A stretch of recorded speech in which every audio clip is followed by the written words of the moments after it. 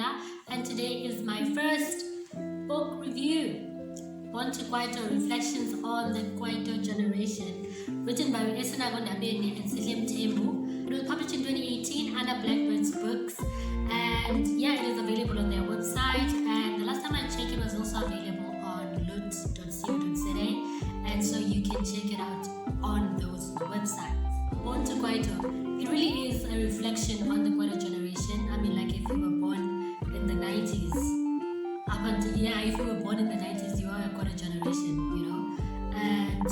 And yeah, but this book specifically focuses on Kwaito as a culture, you know, its origins, its the artists, the music, the fashion, the success of Kwaito as a genre in this country, and you know its influences, and you know what it went on to influence after that, or some of the genres that it went on to influence, and so they really touch on that.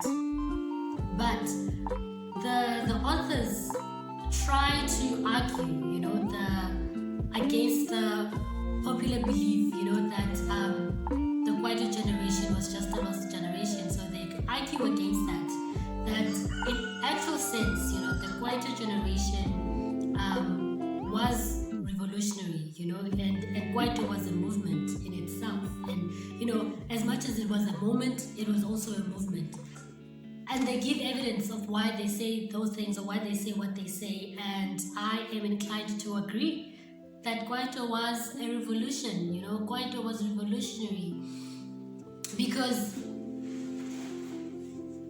what it really did was cultivate an identity, you know, for the black youth in South Africa post 1994, and you know, like this country rapidly changing after so many years of violence against a lot of, you know, against its own people, and so the black youth sort of like wanted to find a space in this country, and Kwaito came about. You know, that's how Kwaito came about, because they wanted an identity, they wanted something they can hold on to, something that was theirs, and Kwaito is theirs, you know. And that's one of the things that I really love about Kwaito, is that there's nobody in the world that can come and claim Kwaito other than South Africans, you know. And yeah, so it was more than music. It was about identity. It was about forming a culture, and that's what they did. And to me, that is revolutionary. I'm sorry, that is a revolution. You know, that is a movement. And so the authors really try to argue that, and they do, and they give you evidence, and that's why I agree with them. So the book is written by two authors, and these two authors give us different perspective of the same topic. Esinako is more of an academic essay type of writer, and then Sihle is more of a creative writer, and so they take on these different approaches on different topics that will come together and form one opinion, you know.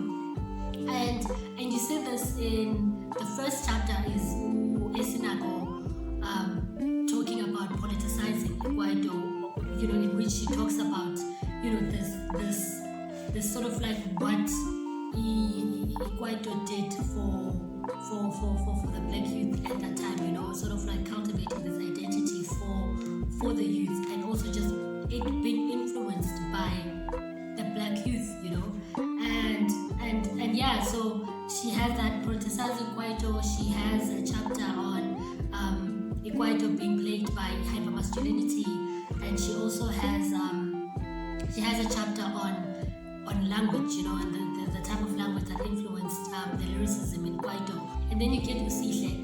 Sihle is very specific, you know, it's very like topic-based specific and very nuanced chapters where he focuses on the artists. You know, he has a chapter on Umandoza, he has a chapter on Umapaputsi, he has a chapter on TKZ, and then like later on towards the end he has a chapter on the producers, you know, and they talk about the processes that went on into creating some of our favorite jams.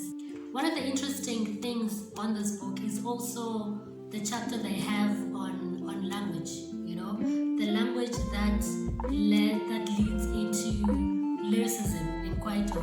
And so they talk about the dialects, Itotital and Istanto, being influenced by Afrikaans and Zulu respectively.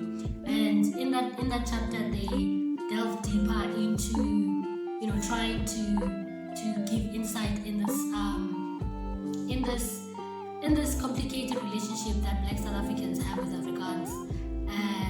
And yeah, it's a really interesting chapter. So those chapters, they give you a lot of insight. They give you a lot of personal insight into what was happening behind the scenes and some of the things that we didn't know. While Esga Esinako, they really focus on just theorizing a lot of what was happening in that at that time.